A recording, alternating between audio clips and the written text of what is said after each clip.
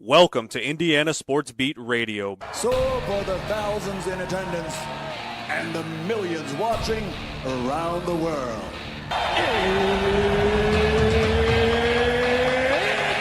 Time! Three on the way. Oh! It went in! It went in! And Indiana wins the ball game! Know your role and shut your mouth, you jabroni! Float game for the win! Ayler's gone. Goodbye. Touchdown, Indy. Woo! IU. America. They got a football team now. Pretty simple. I win. Google me. You know that I'm the cream of the crop. Now, here's Jim Coyle. Welcome aboard, fans of the Indiana Hoosiers, champions of the college football world. Happy Wednesday, as you're already halfway through the week, and as am I, and glad to have it. Glad to be here with you. Hope you enjoyed what you saw. Man, got a parade coming this weekend. How is everybody? It other than being cold, pretty good time out there for sports fans and for Indiana fans. There's no doubt. Purdue fans got to be happy, even though they lost last night out in Westwood. Man, what a basketball game that was between Purdue and UCLA. We'll talk about that with Mike DeCourcy. But got Neddenriep on today as well. I'll talk about how the recruiting after winning a Natty is going to be boosted without question. Mike DeCourcy, as well, as I said, will join us. All kinds of things we'll be talking about. Of course, the national champion Indiana Hoosiers. And still, it's hard to say that and wrap your mind about that, around that. But, yeah, man, you're a 16-0 Indiana football team. It's just hard to it's hard to wrap your mind around it. I've covered it. I've seen it from day one.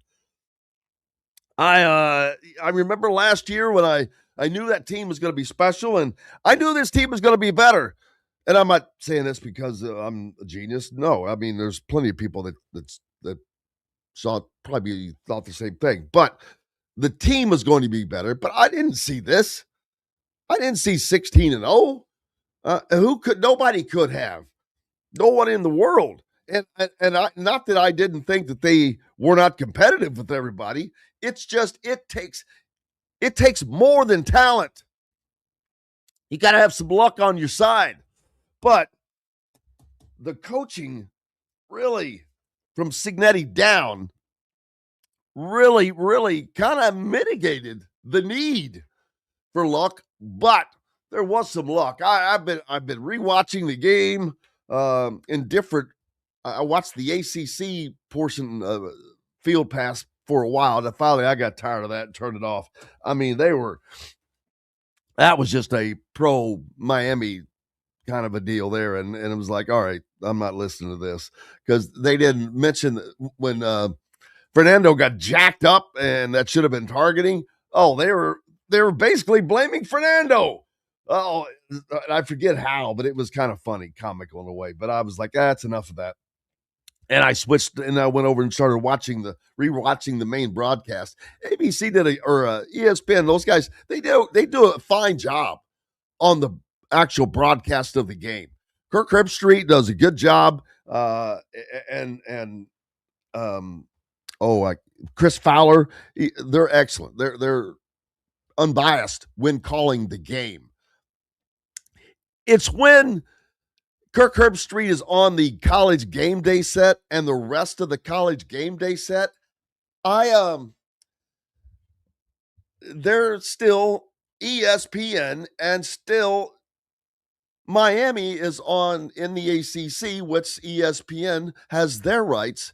So they're promoting that everybody on that panel picked Miami instead of Indiana, with the exception, of course, of Pat McAfee, who has been the only one to be right. And I don't get it. I've got to tell you, I feel like it's disrespectful in a way that Nick Saban continues to pick against Curt Cignetti and this Indiana team, because I would think he has enough knowledge to see what the hell's going on, how good that team is, how well they're coached. They'll say it, but they don't pick them to win. And I know part of it gamesmanship, part of it's promotion, but when they're all picking, it's like, that's a little weird. But and something else that was weird, I would go around talking to people at various places, people and post those, and people. I've had a lot of people say, "Man, I love watching those." So I try to always do that. Did it at the national finals. Miami people, they didn't want to talk. This is before the game. I mean, it was funny because the first person, I'm like, second person, I'm like, then it was the third, then it was the fourth, then the fifth or the sixth. And I'm like, what the hell's with these people? I'm not wearing my Indiana stuff as always. I'm just, wearing neutrality. I don't even know what the hell I was wearing. It wasn't red, I can tell you that. But yeah, they were funny. Randy's already asking, how long do you think the streak will last? Well, don't call it a streak. Just let them play. Just let it go, man. Yeah, that's that. When you're relying on a streak, you're starting to put pressure on yourself. So, yes, hello to our favorite sponsor. Well, one of our favorite sponsors, Cheryl Sizemore. Cheryl Sizemore sells at Brick and Ivy Realty. Absolutely. But happy to be with you guys on this Wednesday. Hated that I couldn't be here yesterday to talk about this the day after, but man, it was another hard travel day, and I am not recovered yet. I feel like the Walking Dead.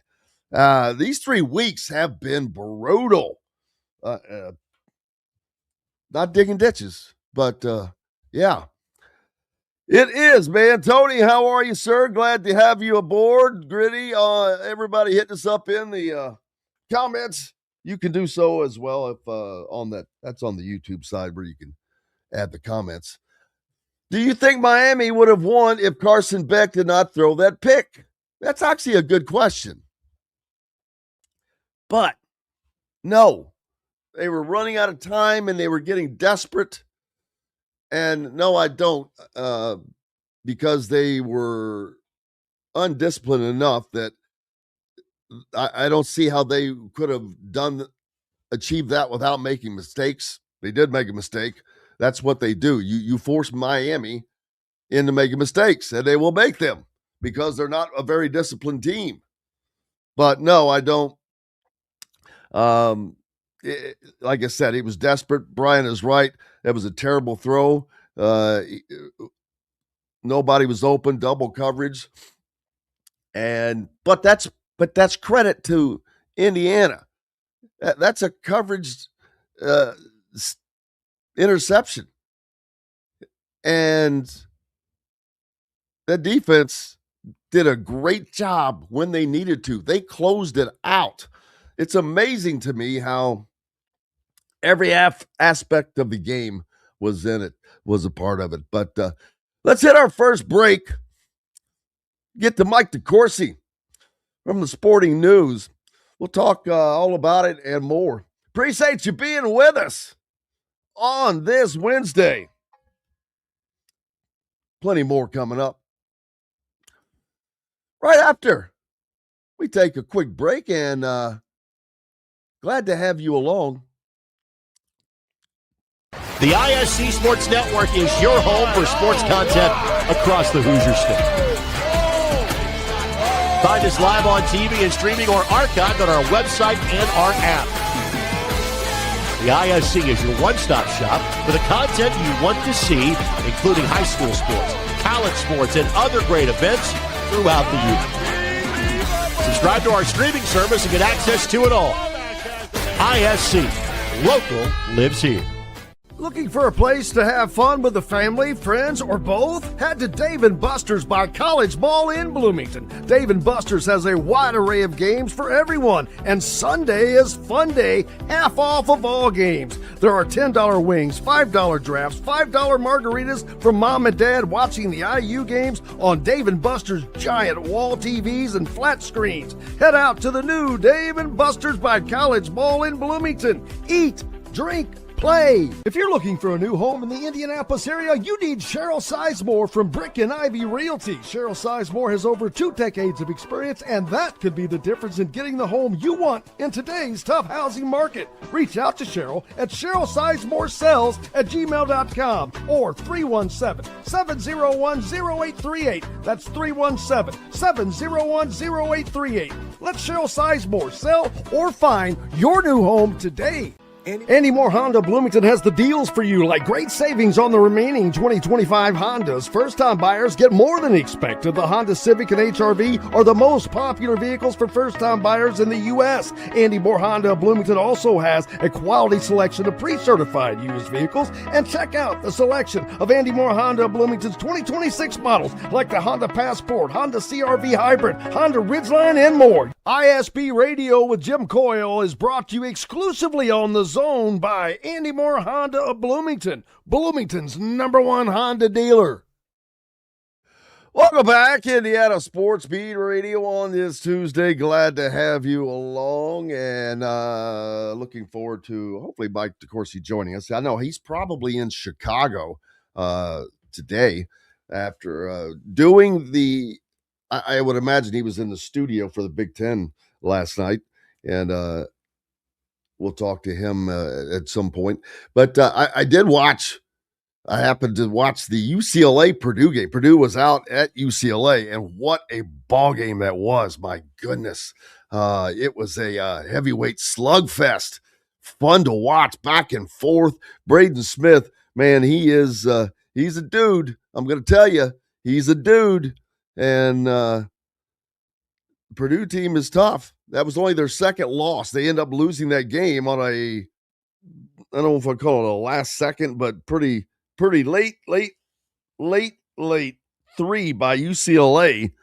And they were able to get out of there with that win, but Purdue pushed them to the brink. They were up 4, in the last couple of minutes. And it, like I said, it was a back and forth, great game to watch. And the Big Ten is so tough. My goodness. You think Purdue is they've only got 2 losses. Nebraska, I don't even know what their record is. I'll have to look that up. But Michigan, you think about all these teams, and man, are they good this year, the Big Ten, legitimately. And no one knows that more so than the man, Mike DeCourcy. And Mike, I know we're going to talk a lot about football, but I happened to catch the UCLA Purdue game last night. And man, that was a heavyweight fist fight, man. It was fun to watch. Braden Smith shows you he's a dude. And you got to give him all of his flowers. That man he's a tough dude, and he's a tough college basketball player, and one that you don't want to have the ball in his hands for a chance to win a game. And UCLA did a good job of not letting that happen. They forced the ball out of his hands, and Purdue is not able to get back to get the win. But man, oh man, they're not even the best team in the conference, maybe, and we don't know that. Is it Nebraska? Is it Michigan? That's a weird question when you're talking about a team that just had only their second loss in 19 games. It's a terrific year at the top of the conference. There's no question about that. There are, as you mentioned, 2 other teams that could be #1 seeds. I've been getting a lot of haranguing now for the last couple of days. I went on BTN on Saturday and talked about the absurdity. Friday, I put out my bracket. It was the second or third time in a row that Nebraska was a #1 seed. And I put out the third on that Friday, Nebraska number 1 seed, and I got a ton I of bet. criticism for having Nebraska as a 1 seed. And This is kind of like, not to interrupt you, Indiana football a year ago. yes, exactly where I was going. Yes, because they can't be good because they're Indiana. And I just got done writing a piece about how the improbability of the Indiana story, and went back and saw the things that Kirk Herbstreit said after the Notre Dame game. And I was like, wow, I knew it was bad, but I didn't know it was that bad. And even after they had gone to the playoff and brought back a lot of significant players and brought in Fernando Mendoza, well, we obviously didn't know he would be this, but they knew that they were covered at QB. They still were, 20th in the preseason rankings and still around 19th when Illinois came to town. They didn't have any trouble embracing Illinois, which I thought they had a fine year, and I think Brett Bielema is a terrific coach, but they didn't have any trouble embracing Illinois. But Indiana, nope, not even after 11-2. No, they had no part of them.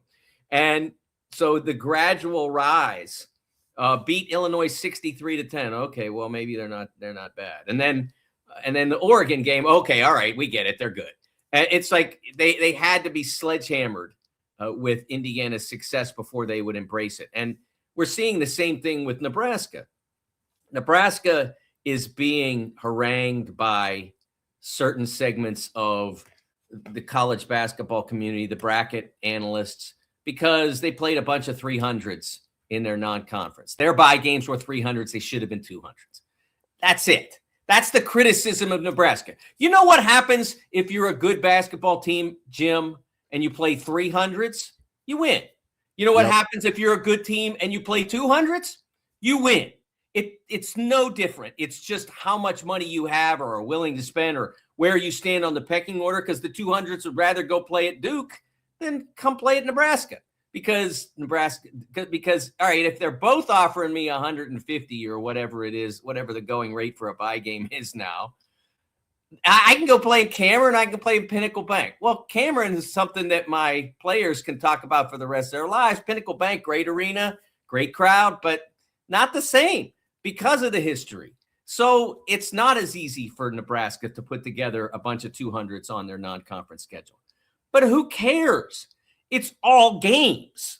It's all okay. So if you played, and remember, to this point, Nebraska has played in conference Illinois on the road. They played Indiana on the road. They played Michigan State at home and Ohio State on the road.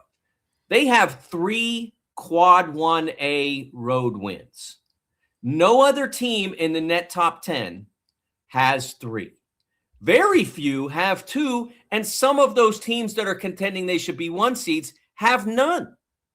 So you can't pick apart Nebraska's resume unless you go down to the inanity of how many 300s they played in their non-conference, in their bye games. Like that makes no difference to how good you are and how good your team is and how good your record is, because you're winning those games anyway. It's just a computer formula that says, well, if you play the absolute worst of the worst, you didn't play a very challenging non-conference schedule. Look, they played New Mexico. They played K-State. People thought K-State might be good. They're not. They had one other pretty good non-conference game, but then they got in the league and they started playing real high-level teams, and they started to win. And they've won on the road, and not everybody has done that. And if they stop doing that, okay, then they don't stay number 1 or number 2 or number 3. It's a really tough year to be on the top 3 lines because there are great teams out there. But why you would reject Nebraska out of hand because they're Nebraska is beyond me. 1, 2, 3, 4, 5. There are five Big Ten teams that have 3 losses or less. And when I say less, there's only one that has 3. There's 0, 2, 1, 2, and 3. That's pretty formidable, and that's just at the top. It's not like there's this drop off by the rest of the conference either. I mean, the middle is good. It's not great, but Oh, that's the overall. I'm looking at the wrong one. There we go. No, it's still right. But yeah, Yeah, no, you're right. It's 5 that have lost 3 overall in the league. We have 6 that have only lost 2 or less league games. So yeah. Wisconsin's having starting to have a renaissance. Ohio State is hanging in there. UCLA revived themselves. Iowa had a very difficult early conference schedule. Very difficult. They had and they got roughed up a little bit, but they're going to start to come back. They're a really good basketball team. Yeah, it's just going to be a good year. It's fun. Is this a year that the Big Ten can they double dip, get a football daddy, and get the monkey off of their back for the basketball national championship? That would be fun to see for Big Ten fans, especially after not having won one in 1,000 years. It seems 25, actually. Yeah. Depends on how you look at that Maryland 2002 title. I don't think. I made the joke one time that if you're going to do this, if you're going to keep punishing them, you ought to at least give them 2002 since Maryland's in the league now. But I look at it, and I've been at BTN since 2010, so I've seen a lot of those teams get to the Final Four and come close to winning it, and the challenge Michigan had. Some really rough calls went against them in that Louisville game. There are also some things they didn't do. They didn't keep Shane Bohannon off the offensive boards, but they could have won that game, certainly. Wisconsin could have won in 15 against Duke. Michigan State could have done a better job in 19 because the eventual champion, Virginia, wasn't a better team than they were. But they ultimately got the title, and Michigan State lost to Texas Tech in the semis, and a couple of missed shots, a couple of crucial plays, and they didn't get home. So they've had chances in that period. Indiana probably should have won in 2013. Well, yeah. I mean, I will say that was probably as much a bad break in bracketing as anything. Somebody had to get Syracuse, and they did. And Syracuse, during that last big decade for Jim, they were very good, rarely great, but they were very good.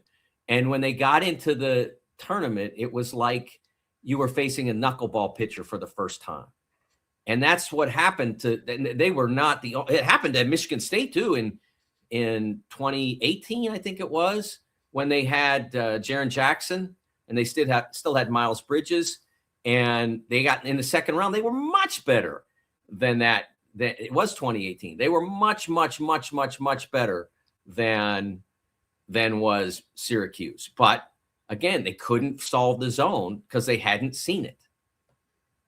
Yeah, and it obviously didn't go their way. So, but yeah, this could be a great year. But there's also that puts pressure on you too, man. When you've got all these teams now, it's like, well, you guys got to do something. You have to win it when you've got all these great teams at the top. But except that if you're in the Big 12, you're like Arizona, BYU, Houston, Kansas. They could say the same thing. They've got tons of great teams at the top, and in all honesty, at least to this point in the season, their best team, Arizona, has been better than anybody's best team.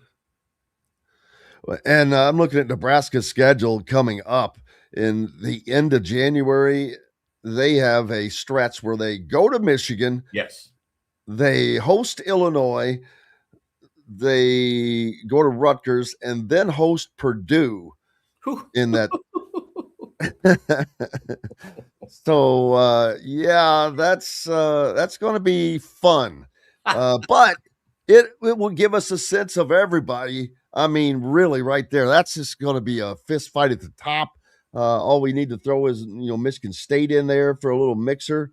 But they may not. Do they play Michigan State, or have they played Michigan State? They did. They played them at home earlier in the season, like second, third week of January. Oh, okay. And won the game 59-56, which sort of redefined what they were capable of, because most of their better games had been high-scoring games in which they the variety of bucket getters they have. Braden Frager and Price Sanford and Rink Mast had big days. And that was a game in which they couldn't score against Michigan State's terrific defense, but that was okay because Michigan State couldn't score against them, and they ended up winning 59-56. They showed that they could grind it out. I'll tell you, Jim, if you're Nebraska, this is a lot better situation than what they faced in 2018 when I went on BTN on the Sunday, like it was like Sunday, February 4th or something like that. And they were having a really good year, but they didn't have a lot of great non-conference achievement. And the league, the Big Ten, was not great that year. And I looked at the schedule for Nebraska and I said on BTN, I said, they're going to win a bunch of games, but I don't know if they can get there. I don't know if they can get to March because there's just not enough quality there for them to get to the NCAA tournament. And they played Michigan in the quarters. I think it was 4-5. I think they were 4 and Michigan was 5, if I remember right. And they played them in the quarters at Madison Square Garden and played a great game. It was a fantastic game. Michigan, which wound up winning the tournament, ended up beating them by a bucket or 3 points or whatever. And I will tell you, Jim, I walked into the Nebraska locker room after that game, and I have never been anywhere as silent as that room. It was like sound was being sucked out of the room because they knew they had to have that one. And they ended up playing the NIT. That's the difference a good league can make for you. So even though that next week is going to be heck for them, Tuesday, that Michigan game, it starts off the stretch you talked about. That's going to be a heck of a week for them. It's going to be hard, but it's a whole lot better situation than they were in, 7 years ago, 8 years ago. Yeah, looking at Indiana right now, not going well. 3-5 in the conference, coming off of a beat down at Michigan, which was not but that's pretty much expected. 86-72. Didn't have. They lost their point guard, Tayton Connerway, kind of rolled his ankle, I think. So they didn't have him for a lot of the game. But they don't have the horses. It's pretty obvious. They just don't have the horses. Why? I don't know.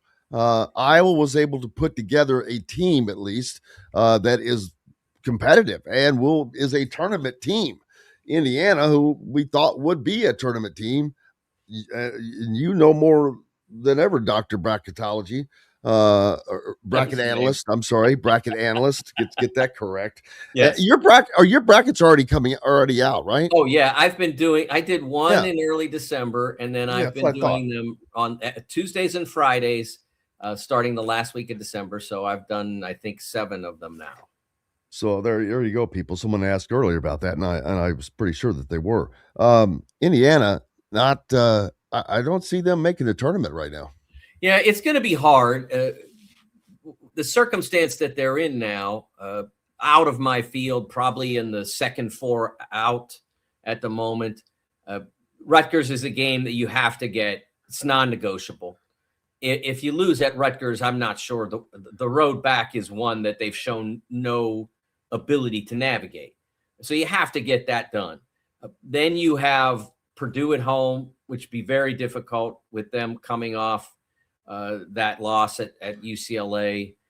Then you got to go to SoCal, and that's going to be hard because UCLA is playing for its life, and last night was huge for them in that respect, beating Purdue on their home court. And then you have to go to USC, which again is playing very well. Their team isn't going to stand up necessarily to their resume because they lost a key player about a month ago, and they've been struggling a bit since to maintain the standard that they had reached earlier in the year. But it's a team, therefore, that's also playing for its March.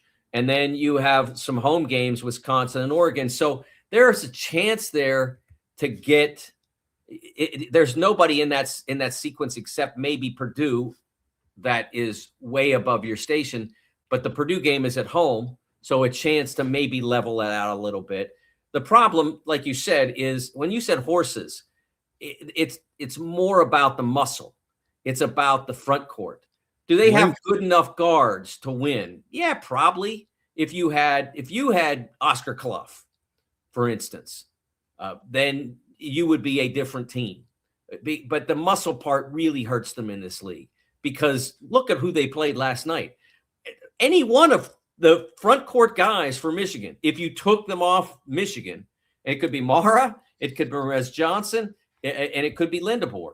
If you took any one of them and put them in the middle of Indiana's front court, they're a completely different team. And Michigan's got all three of them as their front court. So it's very difficult. Purdue, same way. Oscar Clough, Trey Kaufman-Renn, Jacobson coming off the bench. The only team that's good in the league that doesn't have a significant size component would probably be UCLA. UCLA is above 500 in the league. I think they're 5-3 now. Xavier Johnson has not been great. He made some good plays in the first half, made some really disappointing ones in the second, did come around on the last play and deflect away the missed three. It was a smart play, really smart play. Don't try to grab the rebound. Your stats don't matter. Knock it to the sideline. Maybe somebody retrieves it, and probably time runs out. It was a really smart play, and that was his last big contribution to that victory.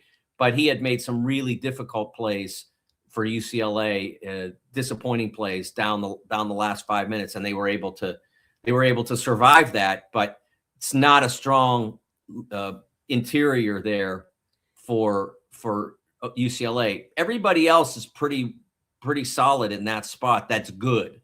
Wisconsin has multiple bigs, as always, and multiple bigs that can score and shoot, as always. We mentioned Illinois, another team that's got front court power. So that's where Indiana really struggles at this point. And we knew it when we saw the portal signing start to come in. Okay, where's the big? Where's the big? Where's the big? And it never really came to fruition. And so you knew that was going to be a problem for this team in their first season under the new regime. Yeah, absolutely. And then a week from now, which we'll talk about this next Tuesday when you join us on regularly. And thank you for taking the time to join us today after rescheduling. But Indiana will host Purdue next Tuesday night, and boy, that could be a feast for Purdue in Assembly Hall. It could be an opportunity for Indiana to get an unbelievable quality win. It's always those games, even when Indiana doesn't have great teams, can a lot of the times be great games. Oh, I mean, we saw it last year. Indiana didn't make the tournament. It came down to on one of the occasions, it came down to that last basket that Trey made from the foul line. That desperate. It was a desperate. It wasn't desperate's probably the wrong word. It was an urgent. That's a good word. Urgent basket that he made on that little half hook floater to beat the Hoosiers. But it was a fantastic game. Indiana has won in this series when Purdue has been much better than them. We've seen that recently. Whether that can happen on Tuesday is going to be a huge night in the Big Ten, no doubt. And that's I don't consider that to be an existential game for the Hoosiers, just as it wasn't for UCLA last night in terms of the resume. But it's probably pretty close to that in terms of, if we're going to get this turned, we got to at least play well. We got to at least play great. And if you get the results, all the better, which UCLA did. But you got to play better. You got to have a better performance than they did against Michigan last night, or than they did against Iowa in their own building on Saturday. You got to have a good performance. And again, that starts, honestly, with going to Rutgers on Friday. Rutgers is not great, but they're starting to play a little better. They're starting to see that if they follow their coach's instructions, Steve Peichel's not had the best couple of years, but he's still a terrific coach. And if the players have started to buy in, they nearly won their most recent game. Again, didn't get there, but played much, much better and made the opposition sweat. They played Iowa last night and gave Iowa in Iowa City a lot of trouble. So Indiana goes in on Friday night, and that's a tremendously big game for the Hoosiers if they want to try to get this season going in the right direction.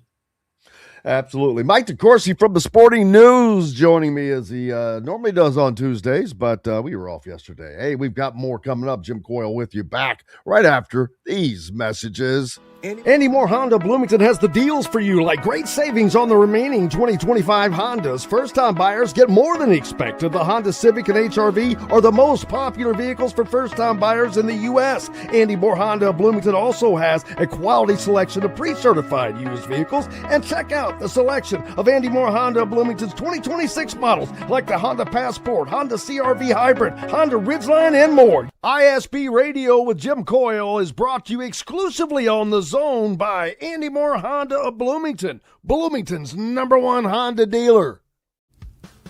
Huddle up, football fans. Tailgate season is here, and nobody gets you ready for game day like Academy Sports and Outdoors. Swing by your local Academy store or shop online at academy.com to find everything you need, from grills to jerseys and more. Be a watch party legend with gear from top brands like Nike and Under Armour, all at unbeatable prices every day. With 8 Academy stores across Indiana, including our Bloomington location, fun can't lose, and neither can you. Gear up today at Academy Sports and Outdoors. If you're looking for a new home in the Indianapolis area, you need Cheryl Sizemore from Brick and Ivy Realty. Cheryl Sizemore has over 2 decades of experience, and that could be the difference in getting the home you want in today's tough housing market. Reach out to Cheryl at CherylSizemore@gmail.com or 317-701-0838. That's 317-701-0838. Let Cheryl Sizemore sell or find your new home today. Looking for a place to have fun with the family, friends, or both? Head to Dave & Buster's by College Mall in Bloomington. Dave & Buster's has a wide array of games for everyone, and Sunday is fun day, half off of all games. There are $10 wings, $5 drafts, $5 margaritas for mom and dad watching the IU games on Dave & Buster's giant wall TVs and flat screens. Head out to the new Dave & Buster's by College Mall in Bloomington. Eat, drink, play.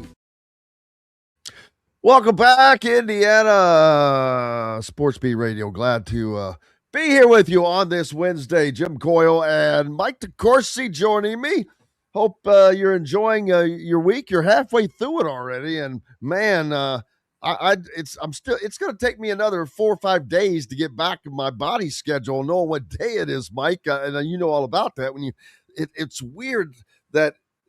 It's like that you're covering the same games, but these are not the same games. And when there's 3 in a row, I did not I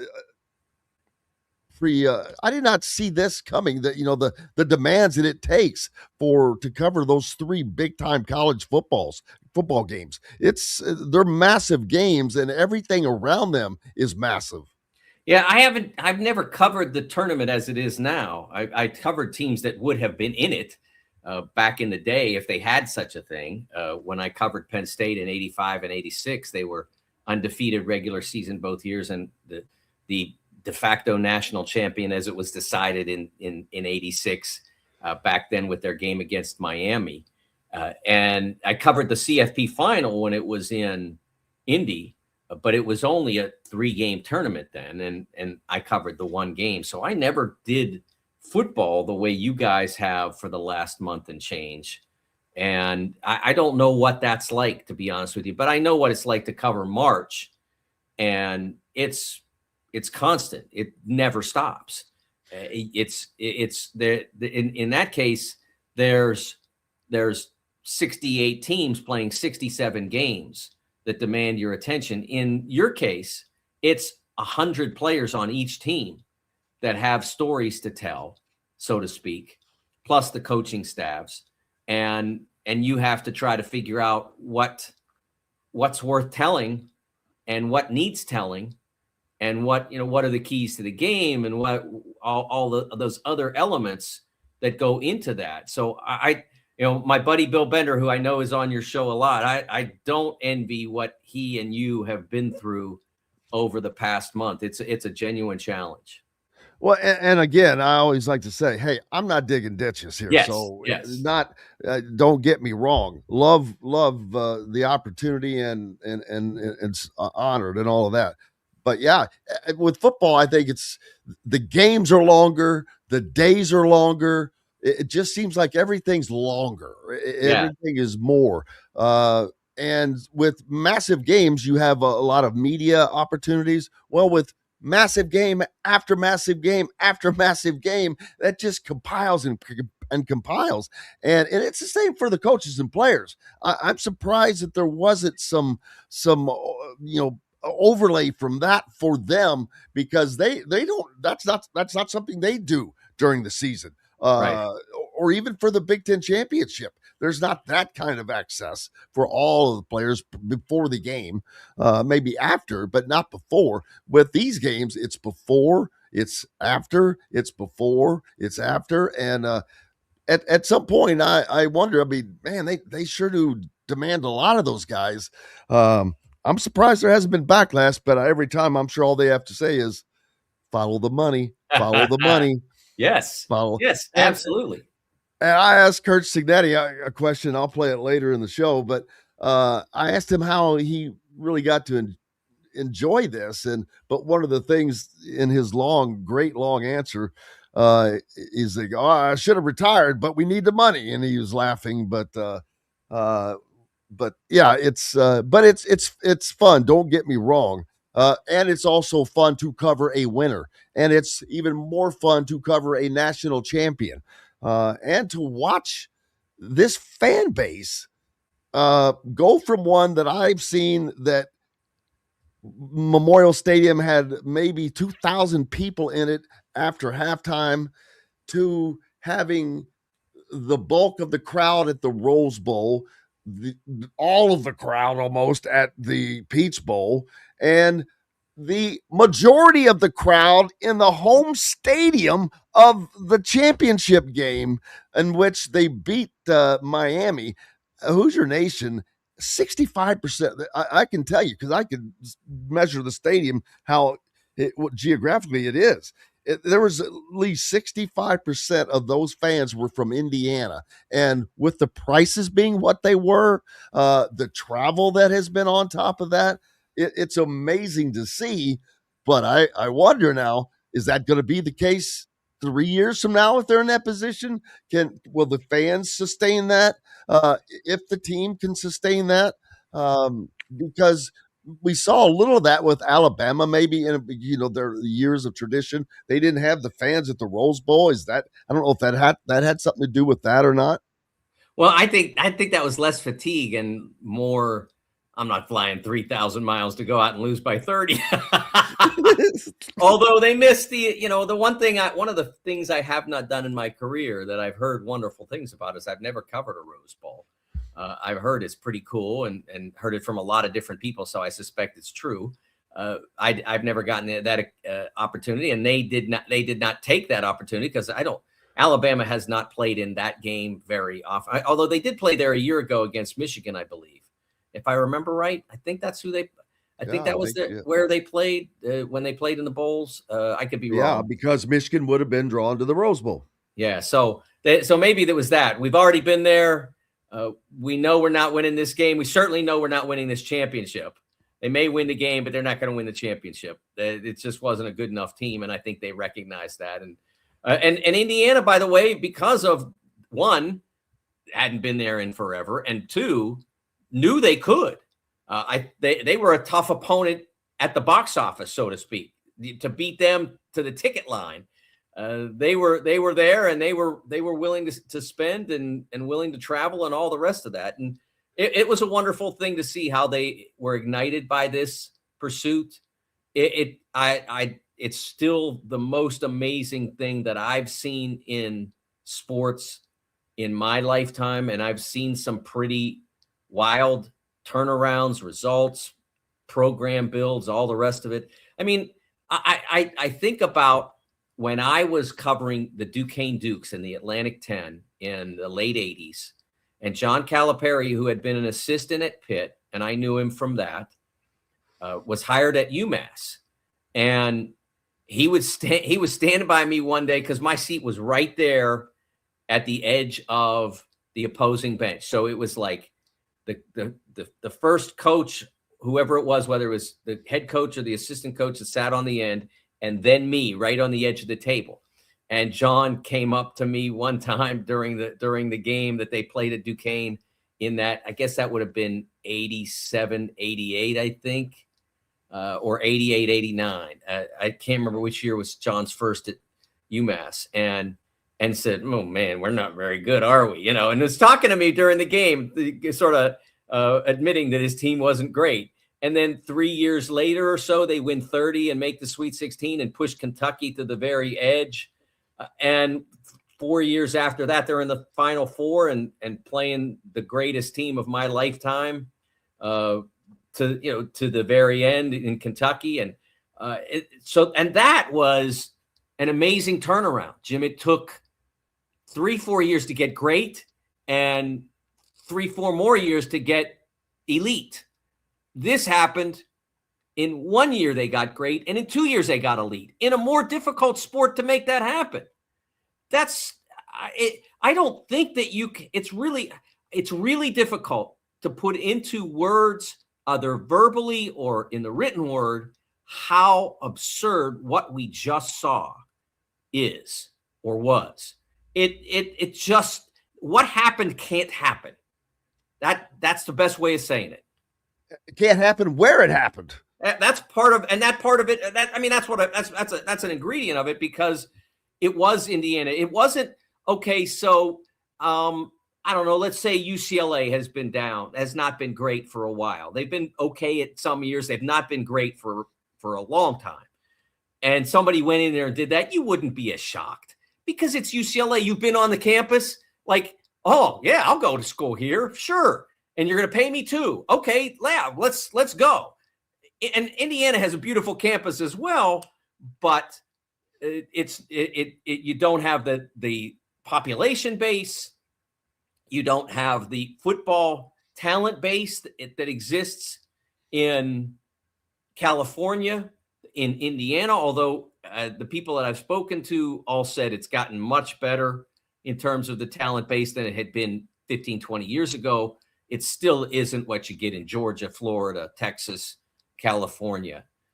And to do that there, I don't think that giving Sig the coach of the year 2 years in a row, giving him the coach of the year 2 years in a row is enough of an acknowledgement of what he just achieved, if you understand what I mean. We had not had, and I don't know if everyone is aware of this, but we have had our award at the Sporting News, Coach of the Year, for 63 years, since 1963.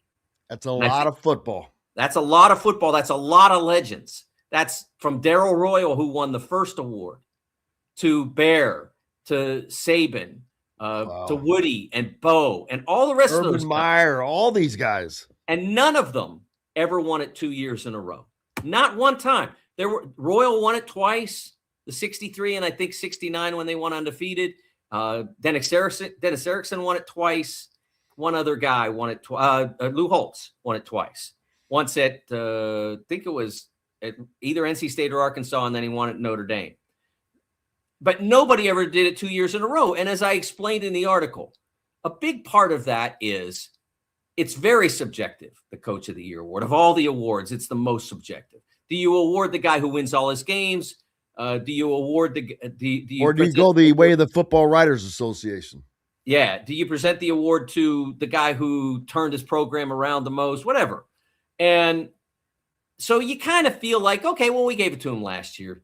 He had another great year, but let's give it to somebody else, I think is sometimes the thinking, either in the voting or the discussions that are had.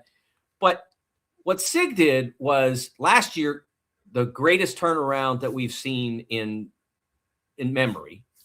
And then this year did such an amazing job building on that there just was no other choice. I mean, some people chose Clark Lee because Vandy wasn't great and he turned Vandy into a significant team. But no, the only answer was Sig. It was as great a year as Clark Lee had, and I don't want to take anything away from that.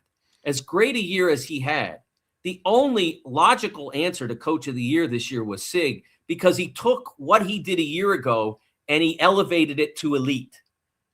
Turning it around to excellent was really hard. It was nearly impossible.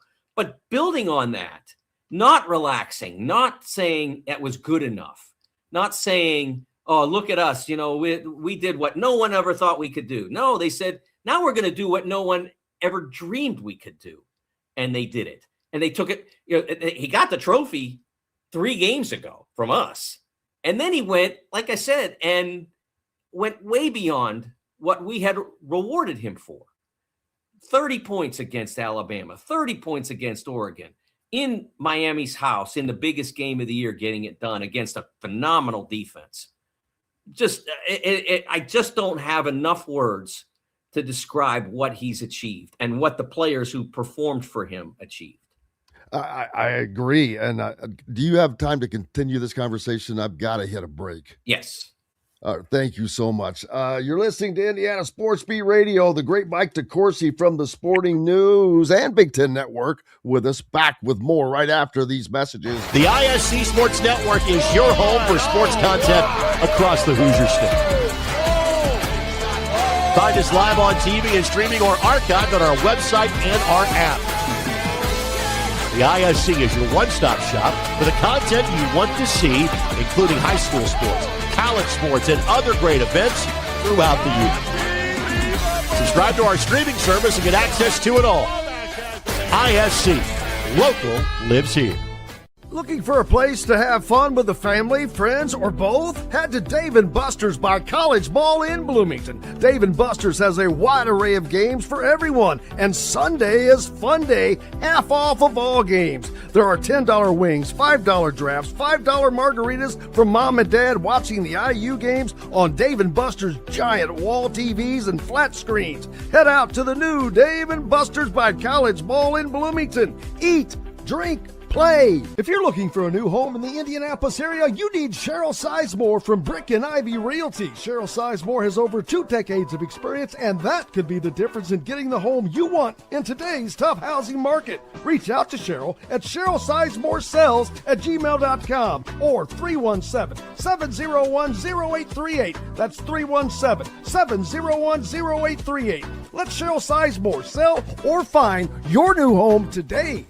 Andy Moore Honda Bloomington has the deals for you, like great savings on the remaining 2025 Hondas. First-time buyers get more than expected. The Honda Civic and HR-V are the most popular vehicles for first-time buyers in the U.S. Andy Moore Honda Bloomington also has a quality selection of pre-certified used vehicles. And check out the selection of Andy Moore Honda Bloomington's 2026 models, like the Honda Passport, Honda CR-V Hybrid, Honda Ridgeline, and more. ISB Radio with Jim Coyle is brought to you exclusively on the Zone by Andy Moore Honda of Bloomington, Bloomington's #1 Honda dealer.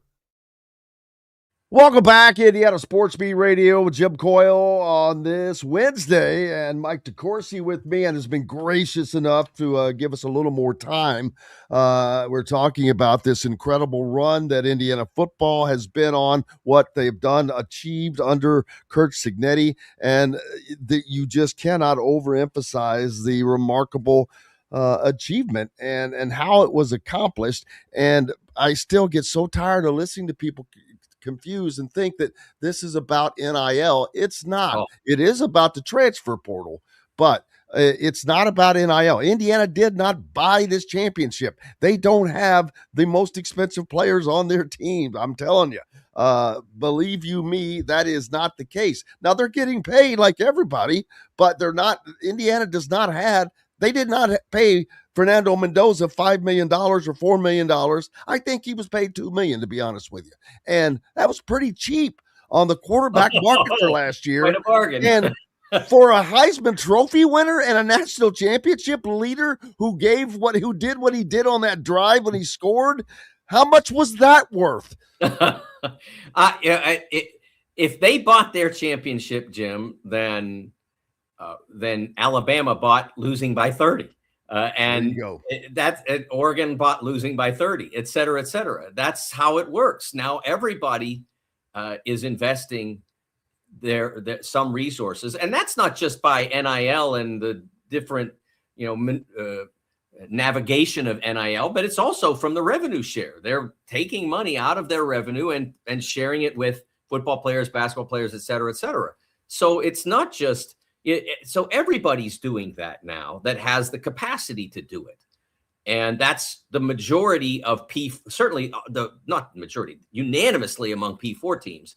And it's the majority of teams in FBS, if not unanimity of FBS teams. It's certainly the vast majority that are all presenting some level of revenue share to their athletes.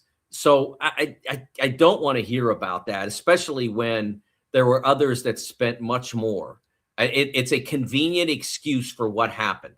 It's like looking at the elite athlete and assuming that they're using PEDs when you have no evidence of that, and you have no evidence. Great analogy. Yeah, I mean, you can't do that. That's not reasonable. Plus, it may be that your athlete may be on them, and the other one may not be. You don't know. So I don't like that approach to this. It's not fair to Indiana, especially when those who have reported on it, and we don't know exactly. There's no spot track for college athletes, so we don't know exactly how much veracity there is in the assessments of the various payrolls, so to speak.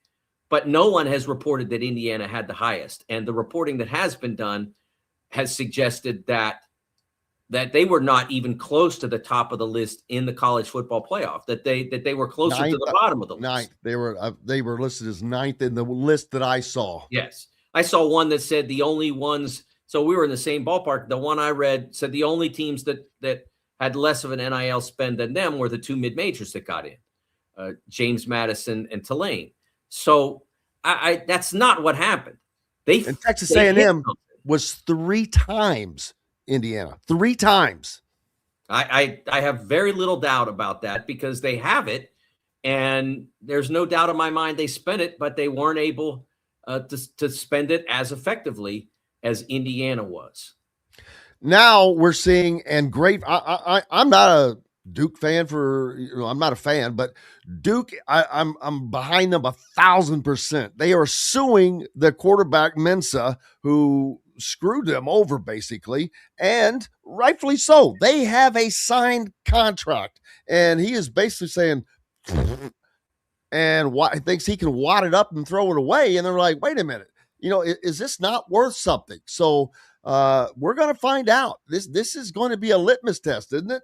Yeah, I mean, the problem that the schools have in this department is that they have allowed coaches for decades to depart with existing contracts. In a lot of the contracts, the way they're written now is if you leave me, you have to leave behind some money. Somebody does. If you leave me, I get $1 million or I get $5 million or whatever the number might be. A lot of times it's really high, so you won't leave me.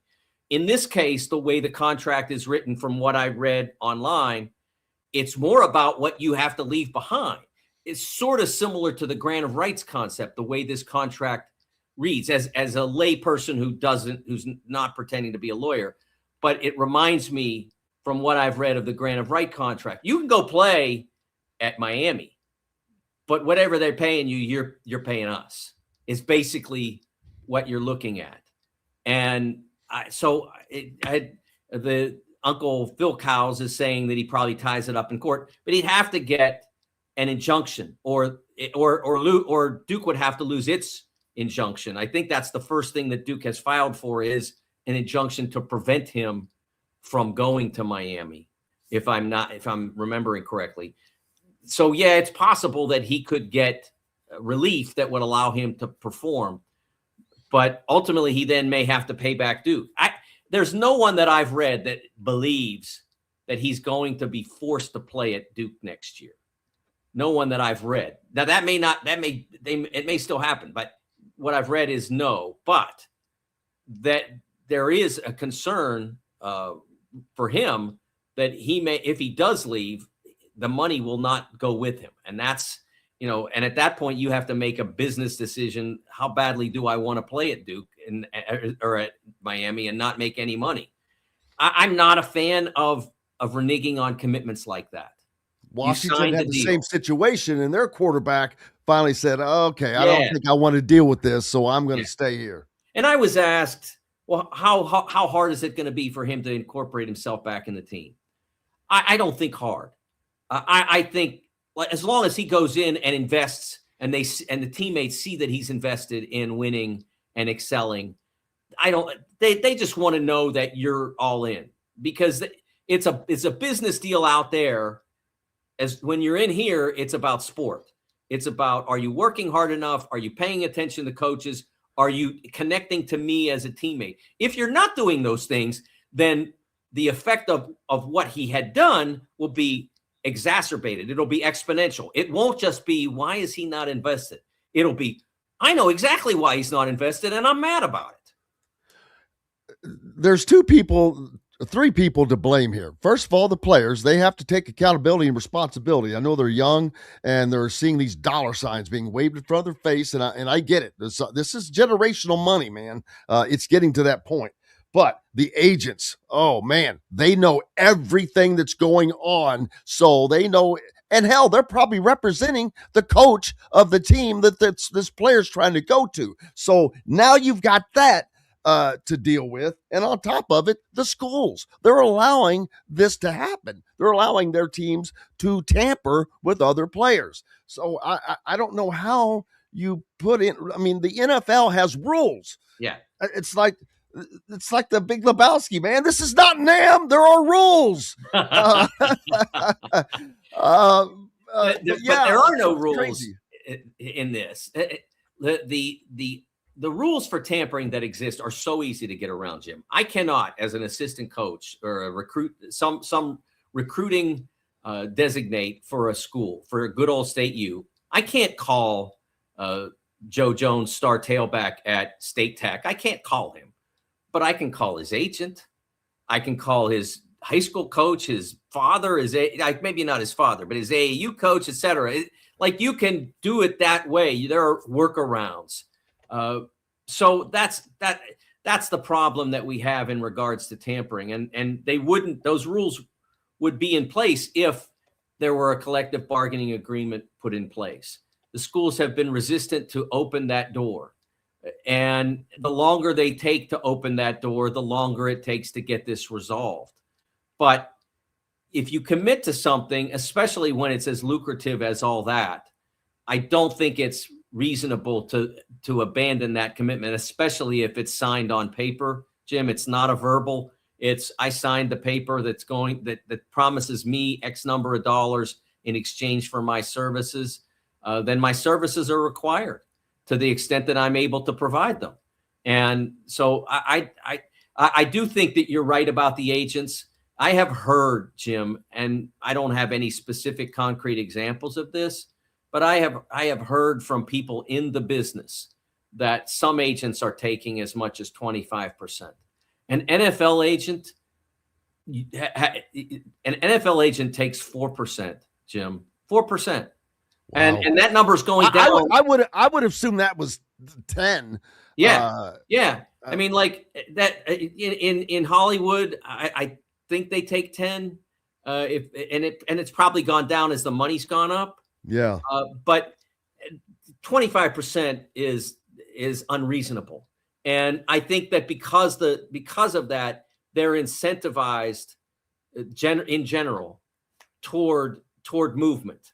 I'm not making any specific assertions about any specific cases, but in general, they are incentivized toward movement because of the generation of revenue that promotes. Yeah, and then I'm waiting for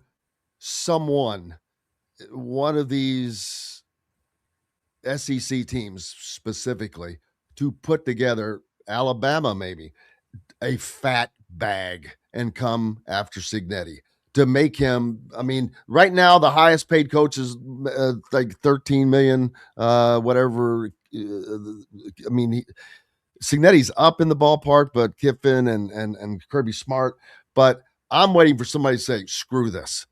They've got There are schools, they've got the money. My God, if you're going to pay $77 million for a guy not to coach, and AK Jimbo Fisher, how much are you going to pay for a guy you think can win you a national championship? Those Texas schools got money. It's a great question, and I would say that, you know, I'm in a similar stage in my life to Sig, and he worked his whole life to get to this spot. And now he's going to be financially rewarded at a level that he never imagined. $14.6 million this season with all the bonuses. And so why not just see, you know, remember, getting Indiana to this point was an unbelievable challenge. But you know what? Like, keeping them in this neighborhood is even tougher. It's even harder than the miracle he just pulled off, because the neighborhood is a tough neighborhood. Ohio State, Alabama, Oregon, Michigan, etc. It's a tough neighborhood. And if I am Sig, if I, like, at this stage, if he coaches another 8 years and keeps Miami in the double-digit neighborhood, if he's able to do that, you know, some years 8, some years 12, whatever, if he keeps them in that neighborhood, I mean, there literally will be a statue of him outside of Memorial Stadium.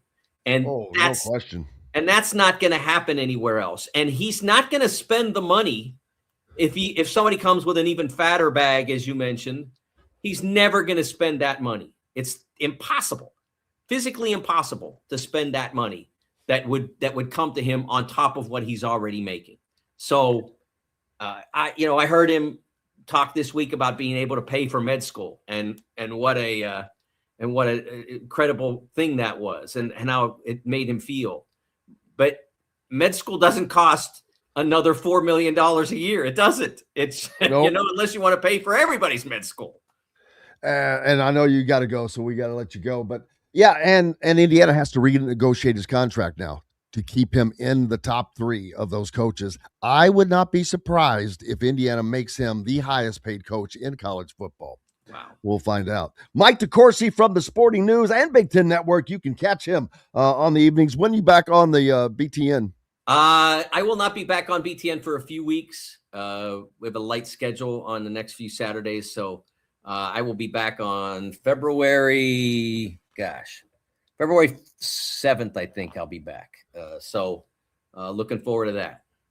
Well, and we are grateful for you to take in your extra time today, man, and rescheduling us. We're grateful to you as always. Go out and have yourself a good day, sir. Thanks, Jim. Make sure you're following Mike at the Sporting News as well and keeping up with his content. Man, love talking to Mike, and grateful again for having him on. When we come back, we'll hear from the boys, Curt Cignetti et al., and from the final press conference, and some of the questions they were asked, one of which was, I asked him, how do you let yourself relax and enjoy this, man? We'll find out. Appreciate you being with us. We're back I'm Jim Coyle, back with more Indiana Sports Beat Radio right after these messages. Andy Moore Honda Bloomington has the deals for you, like great savings on the remaining 2025 Hondas. First-time buyers get more than expected. The Honda Civic and HR-V are the most popular vehicles for first-time buyers in the U.S. Andy Moore Honda Bloomington also has a quality selection of pre-certified used vehicles. And check out the selection of Andy Moore Honda Bloomington's 2026 models, like the Honda Passport, Honda CR-V Hybrid, Honda Ridgeline, and more. ISB Radio with Jim Coyle is brought to you exclusively on the Zone by Andy Moore Honda of Bloomington, Bloomington's #1 Honda dealer. Huddle up, football fans. Tailgate season is here, and nobody gets you ready for game day like Academy Sports and Outdoors. Swing by your local Academy store or shop online at academy.com to find everything you need, from grills to jerseys and more. Be a watch party legend with gear from top brands like Nike and Under Armour, all at unbeatable prices every day. With 8 Academy stores across Indiana, including our Bloomington location, fun can't lose, and neither can you. Gear up today at Academy Sports and Outdoors. If you're looking for a new home in the Indianapolis area, you need Cheryl Sizemore from Brick and Ivy Realty. Cheryl Sizemore has over 2 decades of experience, and that could be the difference in getting the home you want in today's tough housing market. Reach out to Cheryl at CherylSizemoreSells@gmail.com or 317-701-0838. That's 317-701-0838. Let Cheryl Sizemore sell or find your new home today. Looking for a place to have fun with the family, friends, or both? Head to Dave & Buster's by College Mall in Bloomington. Dave & Buster's has a wide array of games for everyone, and Sunday is fun day, half off of all games. There are $10 wings, $5 drafts, $5 margaritas from mom and dad watching the IU games on Dave & Buster's giant wall TVs and flat screens. Head out to the new Dave & Buster's by College Mall in Bloomington. Eat, drink, play. Welcome back, Indiana Sports Beat Radio on this Wednesday. Glad to have you along, and glad to be here, and glad to be back in the saddle again. It has been a stretch, people, but a fun one, I'm not going to lie. I mean, being able to cover the Rose Bowl, the Peach Bowl, and the National Championship in succession has been amazing. Getting to see and meet so many people, grateful again. Trust me, I enjoy it. You go home and you lick your wounds at the end of the day. But what a great time meeting so many people, and a lot of people come up to me and appreciate that as always, and always encourage it. Just so grateful to see so many people out and getting to enjoy this run. People that were from all over. I talked to people that were from everywhere. I'm like Minneapolis and Plano, Texas, and other places, Dallas, Texas, Arizona, California. They were from all over. They weren't missing that game. Ticket prices, all-time high. Super Bowl. This reached Super Bowl levels. It blows every other college national championship away. The fervor that people was creating. Danny Cannell, a longtime sports reporter, has covered every football national championship, CFP, I think, at least, or whatever, the last 10, 12 years. He said he's never seen an environment that was that electric. Well, do you know why it was that electric? Because Indiana fans came in and dominated Miami's Hard Rock Stadium. I'm telling you, they had a 65% minimum of the crowd. And I can tell you that because if you go the length of the field and then the length of the end zones, each team had an end zone full, with the exception of Miami, because the media, we had our little corner up in the corner of their end zone. And then on one side of the length of the field, it was an even split. You could see Miami, staying with their end zone piece, and then it stopped right in the middle where Indiana started, except for it went to the end and then down the end zone and then back all the way up the field. They hadn't had the entire length of that field instead of just the half like Miami had. So Indiana fans, salute yourself. You were loud. Indiana fans caused a delay of game penalty against Miami in Hard Rock Stadium, their home stadium. That is unprecedented. Go back and rewatch the game. I mean, like I said, ESPN, I don't like that that's another thing. I don't like that. I'll get on the ESPN kick here in a second. There needs to be other networks involved. But ESPN does a great job broadcasting the game. Chris Fowler, unbiased.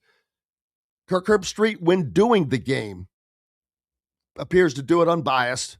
When he's on game day, different deal. I from the get-go, he was pushing John Mateer for Heisman. I mean, just like oh, this guy's got to be the Heisman favorite, blah, blah, blah. It's week 1, week 2. They're already on the wagon, pushing the SEC, pushing the SEC narrative. And they're the biggest. They're the behemoth. They're pushing this SEC narrative. Paul Feinbaum pushing this SEC narrative. That is a facade. It's a facade, people. It no longer exists. That era of college football is over. And that era was where the SEC as a conference had their own set of rules, in essence. And I'm not saying there were not other schools that did it. There were. And there were some schools in the Big Ten. But the Big Ten as a conference did not live like that. The SEC did.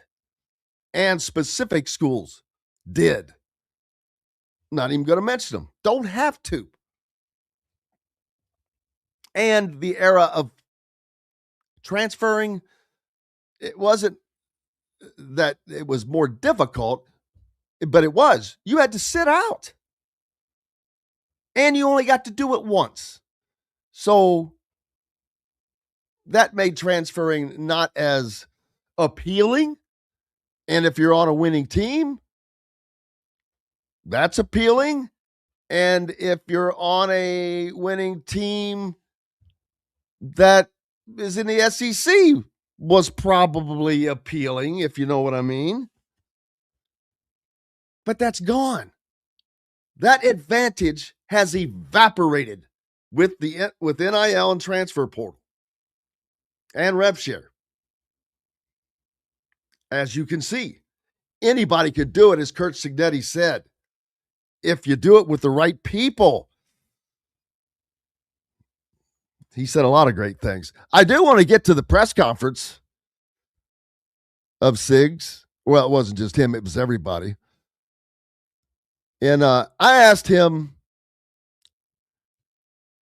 because he had just talked about, yeah, we're going to enjoy it for 24 hours and then get back to work, yada, yada, yada. And I'm like, when I had the opportunity, I asked, Coach, I know that, he's a process-oriented guy and it's about winning, but just going 16-0, you just did the impossible at the impossible place and are the only 16-0 national champions. I'm sick and tired of hearing about this Yale team, by the way, too.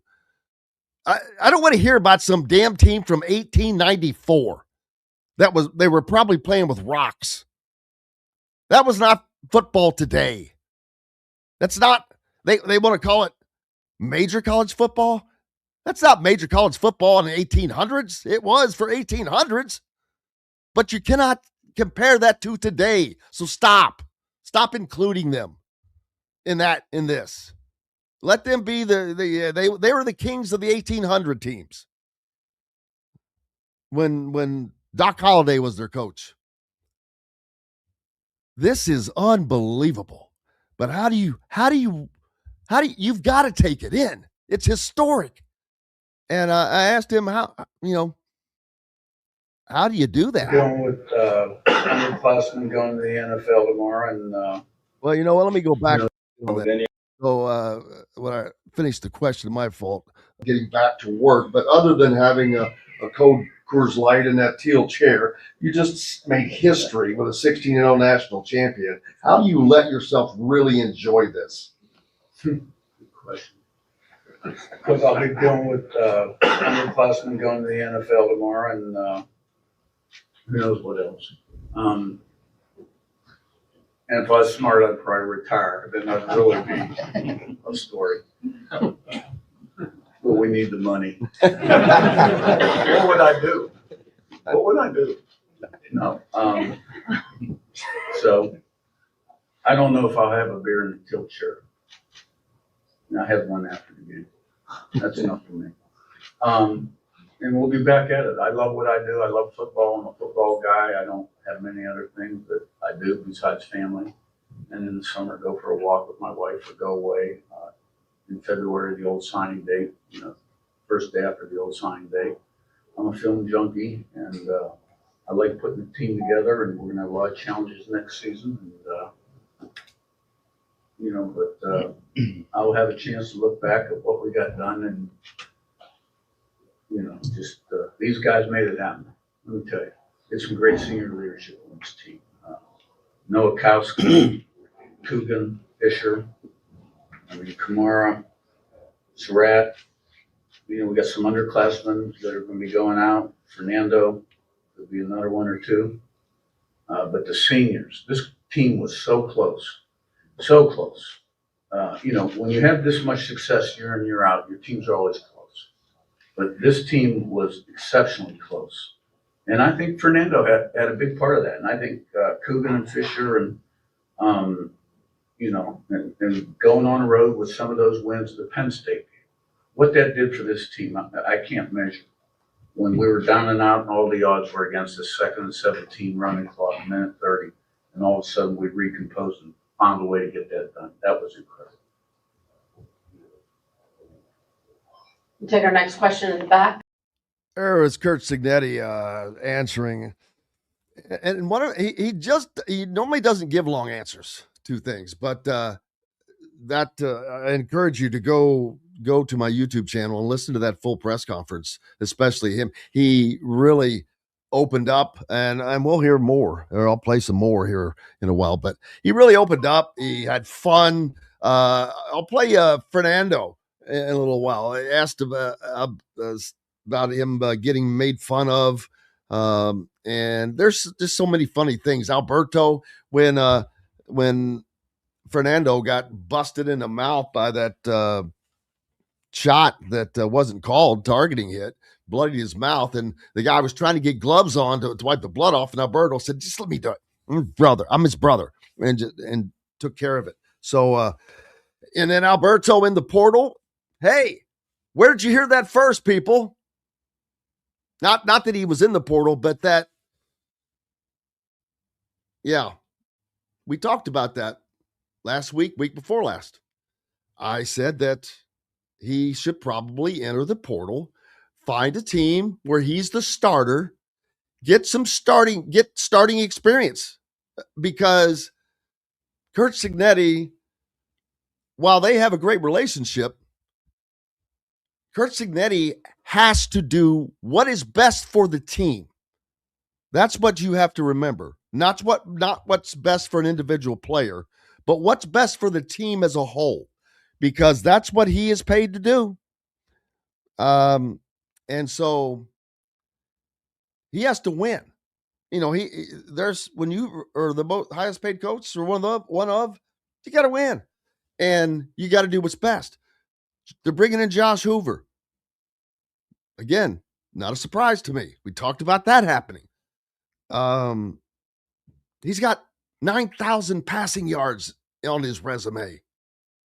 That's why Alberto needs to get this experience. You're not going to beat out a guy who has started for 3 years in the Big 12 and has thrown for 9,000 passing yards.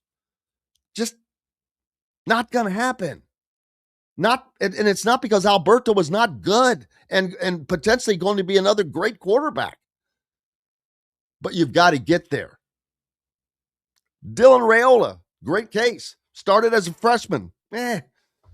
Sophomore year. He's going to Oregon.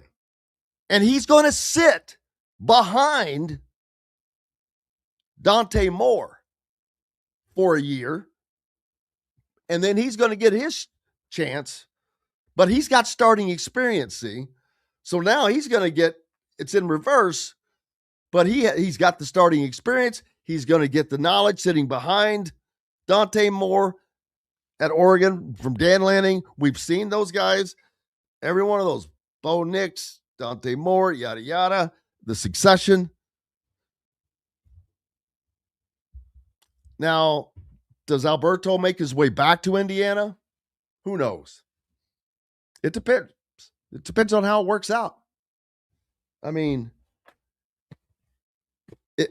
where he goes, does he land at a big program? And if so, if they do well, probably harder to get him back. But, and then everyone's going to say, well, this, that, and the other. No, stop. It doesn't matter. Winning is what matters. If you're winning, players will come. Recruits will come. Recruiting is still important, but it's only important at the level that Curt Cignetti's. If he sees something in you, man, you're in a great place. And a great example of that is Charlie B from Nashville, Tennessee. One of the lone holdovers from the Tom Allen regime. And he talked Charlie Becker into staying and not getting the role last year, playing on special teams. And then this year, he didn't get a shot until there was an injury. And then look what happened. Now he's a superstar. Now he's on the radar. He should be, of NFL teams. This dude, all right, you think of all the great catches that Charlie Becker has made this season, because almost every catch he makes is an incredible, great catch. The balls are not always perfect, but he always pulls them in, and they're usually on big-time plays, big-time third downs. You think Penn State, you think Big Ten championship, you think national championship, fourth down. Do you know how many drops he has this year? That would be a big fat goose egg. None. Man. It was, I've rewatched the game multiple times, like I said, in different fashions, and I'll probably go back again, because when you're actually there, you're doing so much that you can't take it in, and you miss a lot. You can't see all the things that people do, all the little things. Boykin getting a great tackle on a punt inside the 10-yard line. Well, I did see but how about Mikael Kamara on special teams getting that block punt, and Isaiah Jones getting the touchdown? This happened right after Miami had scored their first touchdown. It was that long run by daggone it, I can't think of that running back's name, but for Miami, 57-yard run, career-long run for him. And boy, Indiana was in great position. Their defense, they had the front, they had like 7 guys up. And who I was just talking about, Isaiah Jones? Yeah. He was in perfect position on that left end. I don't know that he saw him coming soon enough, because he just got right by him, and he was gone. He was shot out of a cannon. And any other time Indiana makes that play, but bam, that one, it hit like lightning. And then in the second half, Indiana's defense was great in the first half. They just shut Miami down. They could not run the ball. Second half, they make adjustments, what you're supposed to do. And it was successful. They had Indiana on their heels defensively, on their heels in that second half, especially in the third quarter. They score, put together a great drive. Indiana was great in all phases of the game. And every phase of the game for Indiana that made a major impact. Defense was great in the first half. Third quarter, it went away. But in the at the end of the game, they seal it with the interception. Special teams, the block punt for a touchdown. Offense, it started running the ball again. Great. And then that touchdown by Fernando Mendoza that will live in Indiana football lore. I mean, you talk about Heisman moments. He already had the Heisman moment. That's a champion's moment. He did not have the greatest stats that day, but that day's not about stats. He had the best stat 1-0, winning. He's a winner. That's what Tom Brady sees. That's what Davis, the owner of the Raiders, sees or saw there in Miami. They were there firsthand to see it. That's what they see. I'm pretty sure, because he's got the talent. There's a few things he's going to have to learn, I can tell you right now. One, he's not going to be running like that in the NFL. You got to take care of yourself. Two, he's got to learn when to get rid of the ball. He tends to hold the ball. That's the only, and I don't want to say call it criticism, but that's the only critical thing I would say about him right now. And part of that's probably because he's always looking to still be able to make a play, which is great, but you have to learn what there is a time that you got to cut bait. And he'll learn that. He'll be taught that. Because when you're not doing it, sometimes it's better. You're not going to be forced into making a mistake. There was a play where Carson Beck was wrapped up by Tyreek Tucker, taken down, but he was able to get the ball, flipped it off like a shuffle pass. It fell harmlessly to the ground. But what if someone tipped that? Or sometimes that's a dangerous pass, but maybe that was just a smart pass because he saw the clean path and he did it, got rid of the ball, saved a sack, because that would have been devastating for them there. Devastating. But hey, let's take a break. When we come back, we'll hear more from the winners to the victor. Go the spoils, baby. Big stuff coming up this Saturday. Waiting for all the information. Looking forward to it. Back with more information, or back with more here on Indiana Sports Beat Radio. Jim Coyle after these messages. Andy Moore Honda Bloomington has the deals for you, like great savings on the remaining 2025 Hondas. First-time buyers get more than expected. The Honda Civic and HR-V are the most popular vehicles for first-time buyers in the U.S. Andy Moore Honda Bloomington also has a quality selection of pre-certified used vehicles. And check out the selection of Andy Moore Honda Bloomington's 2026 models, like the Honda Passport, Honda CR-V Hybrid, Honda Ridgeline, and more. ISB Radio with Jim Coyle is brought to you exclusively on The Zone by Andy Moore Honda of Bloomington, Bloomington's #1 Honda dealer. Huddle up, football fans. Tailgate season is here, and nobody gets you ready for game day like Academy Sports and Outdoors. Swing by your local Academy store or shop online at academy.com to find everything you need, from grills to jerseys and more. Be a watch party legend with gear from top brands like Nike and Under Armour, all at unbeatable prices every day. With 8 Academy stores across Indiana, including our Bloomington location, fun can't lose, and neither can you. Gear up today at Academy Sports and Outdoors.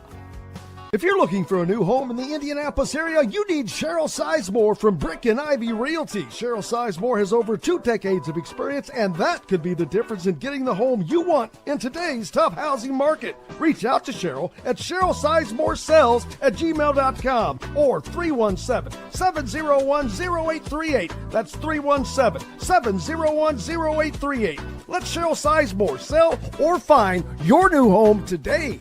Looking for a place to have fun with the family, friends, or both? Head to Dave & Buster's by College Mall in Bloomington. Dave & Buster's has a wide array of games for everyone, and Sunday is fun day, half off of all games. There are $10 wings, $5 drafts, $5 margaritas for mom and dad watching the IU games on Dave & Buster's giant wall TVs and flat screens. Head out to the new Dave & Buster's by College Mall in Bloomington. Eat, drink, play.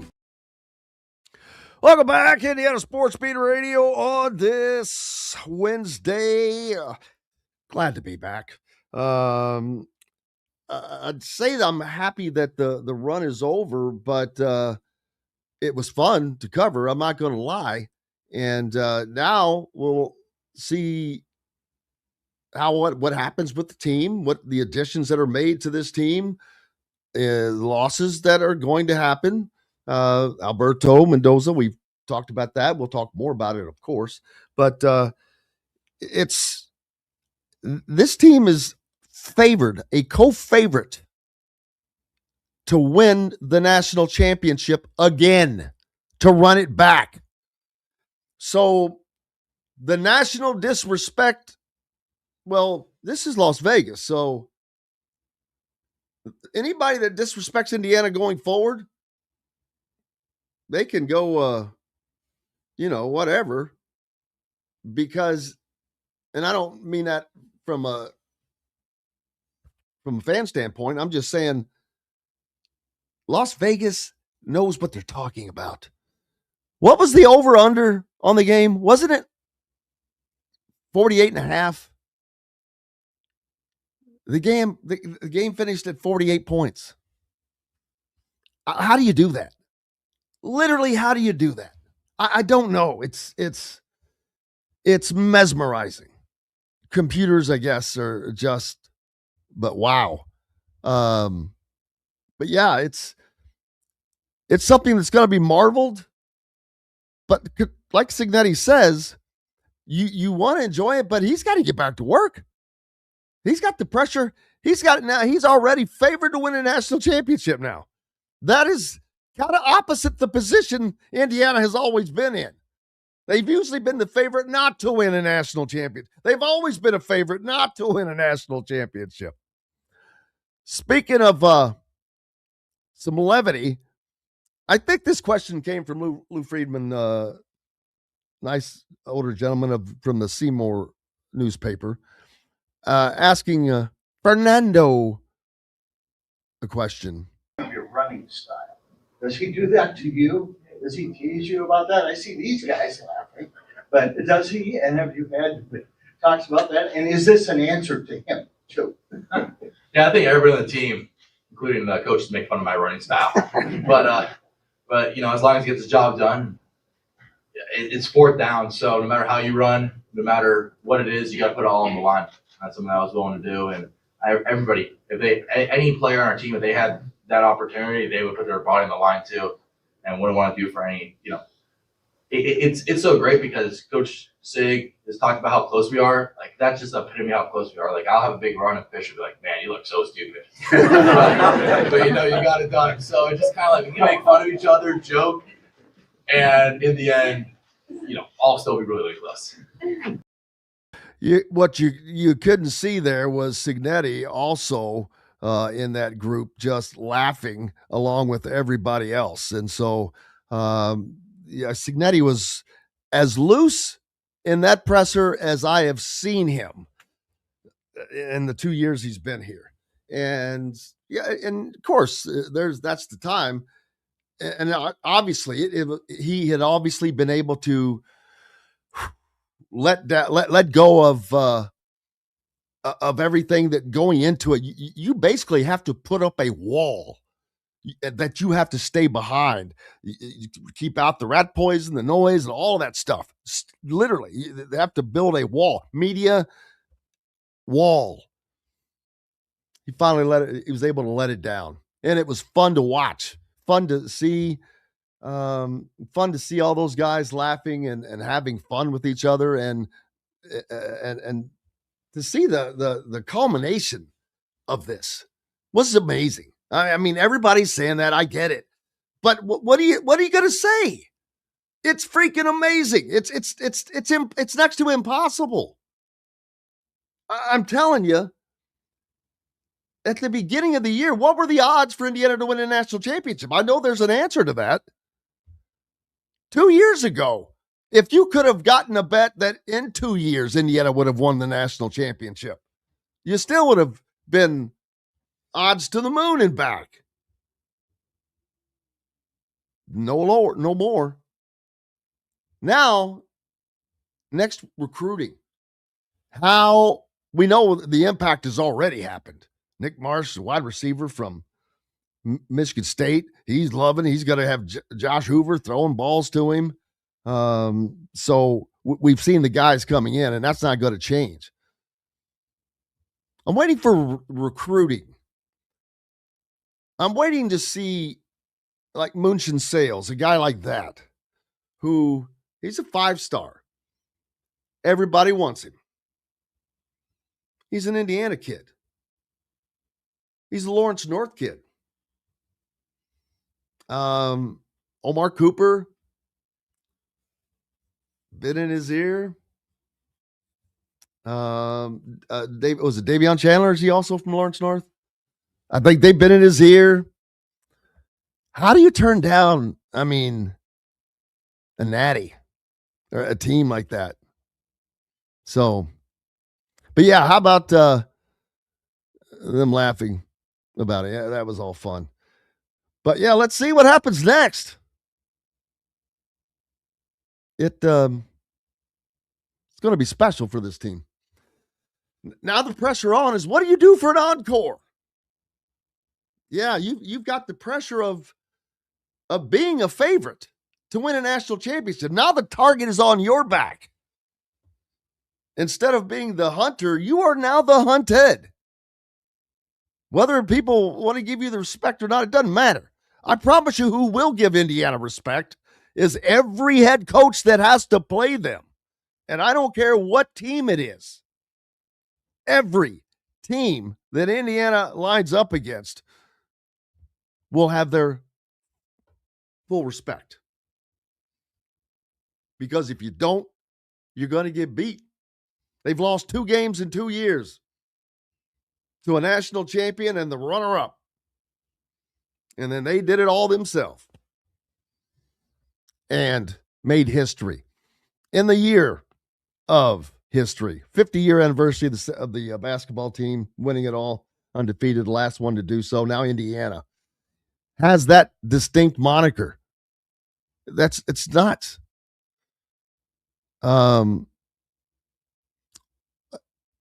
Purdue's really hoping that they can get this basketball thing done this year, because that will take the sting out of Indiana winning a football natty before they can win a basketball one. And it's very possible, man. They got a good team.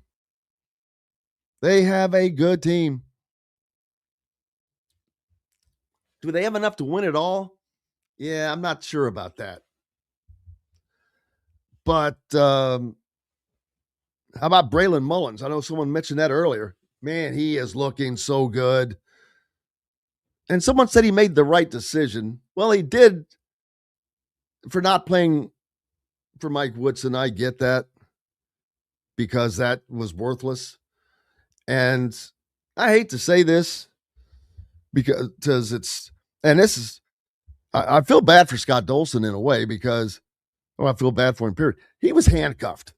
I promise you, had he been able to do what he would like to have done, and this is just my thinking, I think that he would have made a change after year 3 of Mike Woodson and tried to bring in a certain coach that is now at Michigan. And could Indiana be number 1 in both sports? Oh, but it doesn't matter. You are where you are, and it is what it is. They've got to build that basketball program up, but they have football now that is helping them. It truly is. It's taking the attention somewhat away from them not being what they need to be.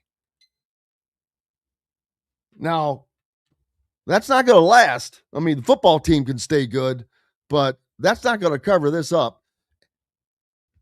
And I'm not saying that Darren is doing a bad job at all. They don't have the horses. I don't know why they were not able to get the talent that they need, but that will have to be rectified by next year. Because it's a 2-year deal now. You don't get 3-4 years. You look at Nebraska and you could say, well, look at that. Yeah, they didn't have a choice. Nobody was looking to become the basketball coach at Nebraska. It took him 6 years. Yeah, it shouldn't at Indiana. I'm sorry. Did it take that at Michigan for Dusty May? No. So did it take that for Curt Cignetti? No. And he's putting the pressure himself on Indiana basketball. How much pressure is Indiana football putting on Indiana basketball? Crazy to even say that, but it's still fun.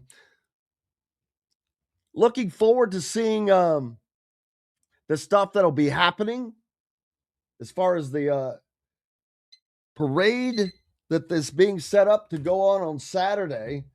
I don't think I have any information on that just yet. I'm still looking through the emails, and we'll probably have it out by tomorrow.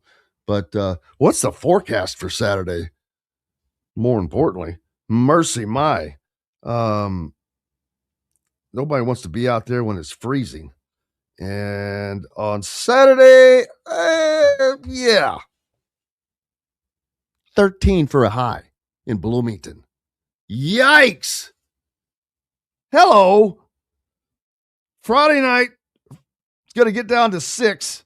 And Saturday, it'll get up to only 13, dropping to 9. It's going to be cold in B-Town over that weekend. Single digits for lows. Mercy. Any way they can do that inside? How about the crowd at Simon Scott Assembly Hall? My goodness. I saw the shot of that. It was crazy. And fun.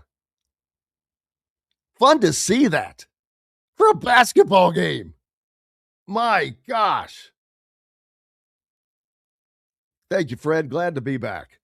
But yeah, a football game, sold out Simon Scott Assembly Hall. Who the hell can do that? Indiana fans did. Who can overtake the Rose Bowl? Indiana fans did. Who can own the Peach Bowl? Indiana fans. And who outdrew Miami in their own home stadium? Indiana fans did. Wow. You should celebrate yourself. Congratulate yourself. You did a hell of a job. You're a big part of that football team. And that's not a joke because, again, I mentioned Miami got a delay of game in their own home stadium. That has to be a first. I mean, not getting a delay of game, but getting a delay of game because of the crowd, because of the noise. Wow. It's amazing. Yeah, 5 says better get used to traveling in December and January. Whew. Yeah, not looking forward to that, baby. But it wasn't exactly balmy in Miami either. It was the game. Holy smokes, I was freezing because we were up high and it's like a wind tunnel at the top of that stadium. And it was just whipping in there. But you got down lower and on the field, it was great. But what a game that was. What an incredible game. If you haven't watched it, go back and watch the whole thing. And I encourage you to watch if you can. If you like, I have YouTube TV, so I record everything. Watch the Pat McAfee show field pass part because you get a different perspective, an unbiased perspective. He's got Hawk on there from Ohio State. So, but the ACC one, they were just, it was bad. It was like, they were like fans. Well, why do you call? Where's the call for this? Yeah. When Fernando got hit in the chops, nothing said. Hey, man, we appreciate you. Glad to be here. Glad to be back. I looking forward to tomorrow, kind of getting back to a regular schedule. Coach Griff will be on with us. I'm not even sure who will be on. We've got to still probably work some peeps in. But looking forward to just settling back in and then seeing what happens with the football. A lot of recruiting, a lot of changes, a lot of things to do. As Curt Cignetti said, it's not over till it's over, and it's never over. You got more stuff. He's got to deal with this. He's got to deal with that. He's got to deal with guys going out. He's got to deal with guys coming in. He's got to deal with NFL, he said. There's just a ton of things that has to be done. And that's why there isn't a lot of time to you relax in the summer, if at all. So this, unfortunately, is not a time he'll get to relax and then get to take this in. And that's the truth. To really sit back and enjoy it. I did get to interview the priest, Fernando's priest. That's on my YouTube channel as well. Not an interview I ever expected to be doing on the field of a championship football game. But there they were, and yes, we did. So there was that. Man, I appreciate you guys so much. Glad to be here as always. Stay tuned for Glass. Back with more tomorrow. Until then, I'm Jim Coyle. I will see you on the radio. Thanks for listening to Indiana Sports Beat Radio. Be sure to subscribe to our YouTube page for more clips and team coverage of Indiana basketball, football, and more.